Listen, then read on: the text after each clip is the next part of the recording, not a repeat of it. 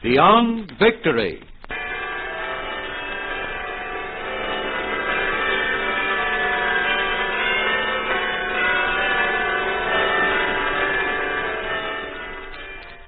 From Tehran. We recognize the supreme responsibility to make a peace which will command goodwill from the overwhelming masses of the peoples of the world and banish the scourge and terror of war for many generations.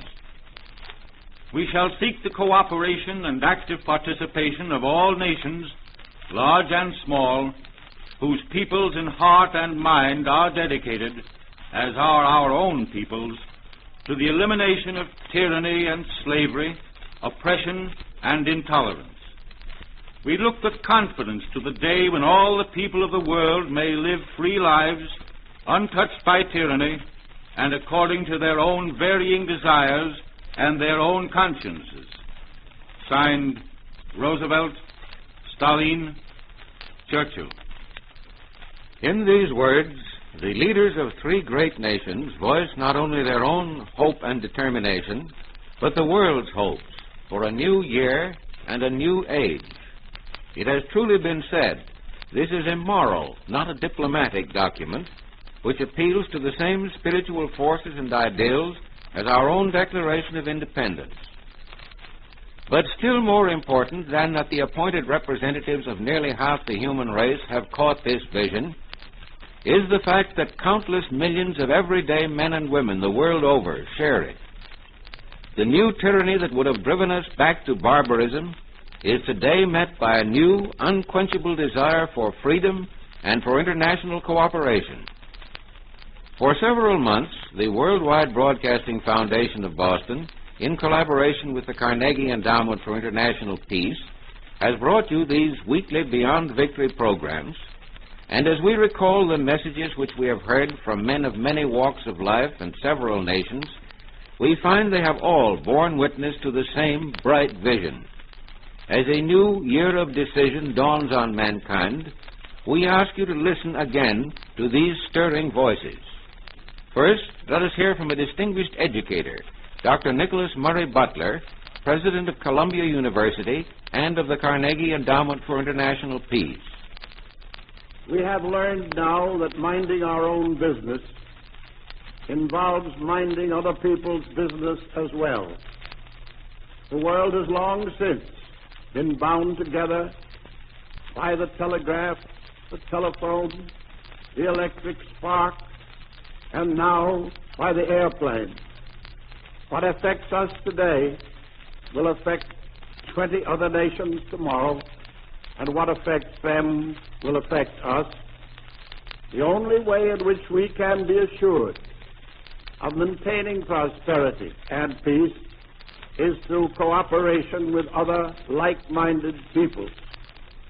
Here is a well-known industrialist and inventor, Mr. Charles F. Kettering, Vice President in charge of research of General Motors Corporation. I believe that the future can be almost anything we want to make it.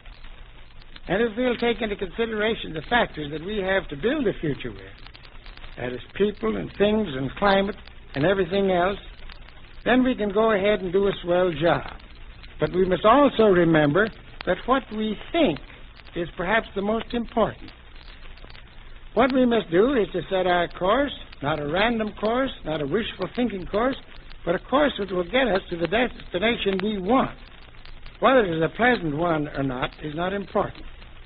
I think with the energy and the faith and the determination with which this war has proven that free men of all nations possess, we can take this mysterious future, which isn't very clear, and from it carve out anything that human imagination can think of that is worth carving out. That is, something that is of benefit to the human family, and provided we are willing to work for it. Next, we hear from a well-known economist, Dr. John B. Conliffe, who is Associate Director of the Carnegie Endowment for International Peace.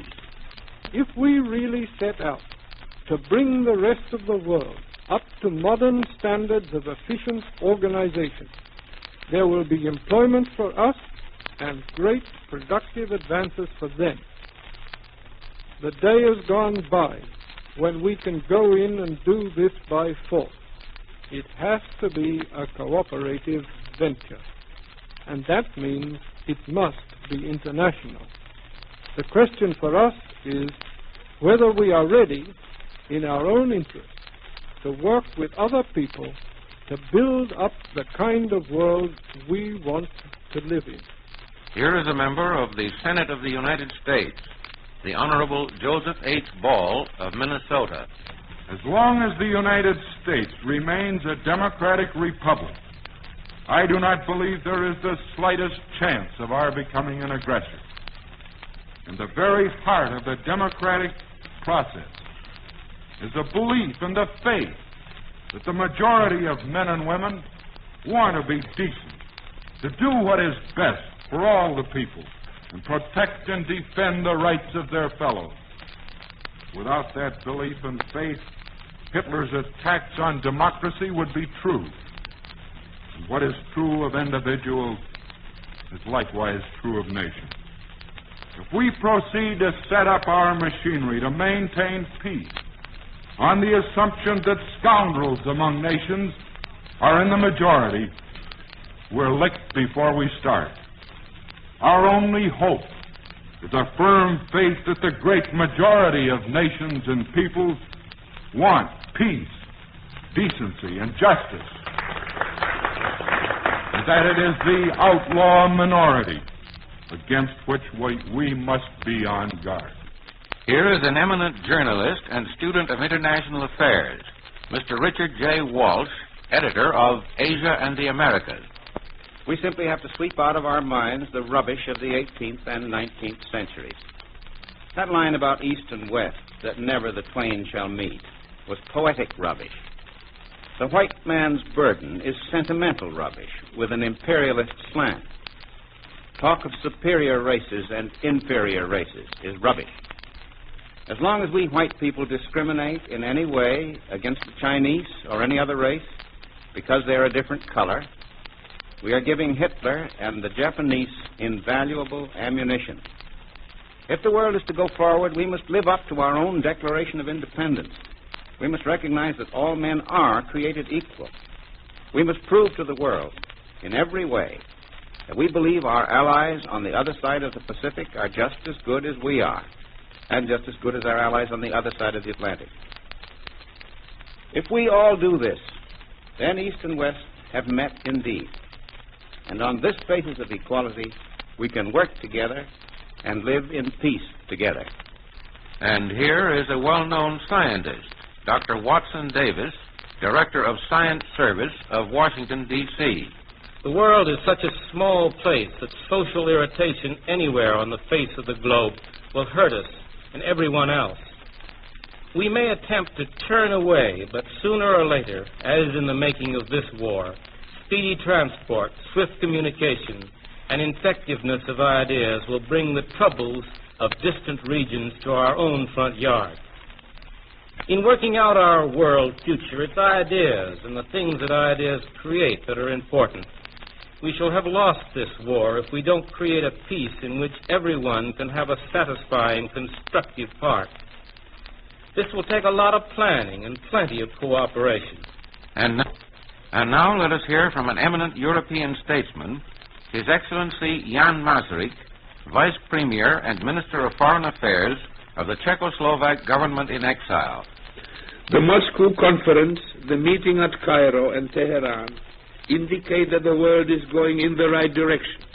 We will again have a world where men will regain the human dignity of true and simple believers in Christ's teaching. We are approaching this period because through the darkness of the moment, the great light is already piercing through with hopeful rays.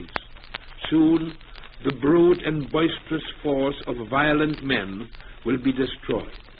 And by next Christmas Day, we hope and pray to see a new world arise out of the ruins of this troubled earth which savagery has made so hideous. Our people look to you to help to remold it. When that day dawns, knowing you for what you are, I trust you will speak in the words of the prophet Isaiah, of the race which was most humiliated and tortured by the Nazi savages, which had to endure more than its share of human suffering to bring about the new world to which we are looking forward. Listen to the prophet. Bind up the broken-hearted. Proclaim liberty to the captives. Open the prison to them that are bound.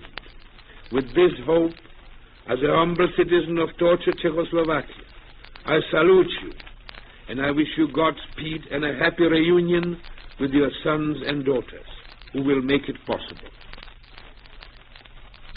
We bring you a New Year's message from the founder and president of the Worldwide Broadcasting Foundation, which brings you these Beyond Victory programs, Mr. Walter S. Lemon. Mr. Lemon. In behalf of my colleagues in the Worldwide Broadcasting Foundation, I would like to take these closing moments of our program to thank all of our listeners and our supporters for their encouragement in helping us carry forward these Beyond Victory programs. We trust that they have carried to you some spark of inspiration for the tasks ahead, some glimpse of the complex problems our statesmen are now facing, and which you can help solve through your own enlightened thinking as individual citizens. In the changing pattern of the program we have just presented, one fact stands out. The leaders of thought in America and throughout the United Nations are themselves united in a common hope for a better world, to emerge phoenix-like from the ashes of the conflagration through which we are now passing. An allegory I heard a short time ago may be appropriate at this point. In this allegory, it seems that an ancient tribe dwelt in a deep ravine between two high cliffs. They had never glimpsed the top for generations. Finally, one group of pioneering young men started up the winding path along the side of this steep cliff. Their flaming torches in the night made pinpoints of light as they struggled up toward the summit. Stumbling over the rocks and twisted vines, they persevered, and soon the leaders reached the top of the cliff just as the sun's first rays came over the rim. Never having seen the glories of a sunrise before in their dark valley, they stood awestruck in wonderment. Soon becoming accustomed to the light of day, they looked across the wide plateau, and there, coming out of similar chasms, were other young men of different build, but of equal vigor. Finally, in glad recognition, they shouted across in friendliness, and soon they were cultivating this rich plateau together. Take heart, dwellers in the dark chasm, for high on the rim of time, the day star heralds the first rays of a new dawn. A brighter 1944 to you all. Thank you, Mr. Lemon. Next week, the Worldwide Broadcasting Foundation, a non-profit organization dedicated to public enlightenment in world affairs, begins a new group of Beyond Victory programs in which you will hear from representatives of some of the countries which still await their deliverance from Axis slavery. These programs are brought to you in collaboration with the Carnegie Endowment for International Peace and the station to which you are listening. Your comments or suggestions will be welcomed if you will write to the Beyond Victory Program, 630 Fifth Avenue, New York. That is the Beyond Victory Program, 630 Fifth Avenue, New York, or in care of your own station.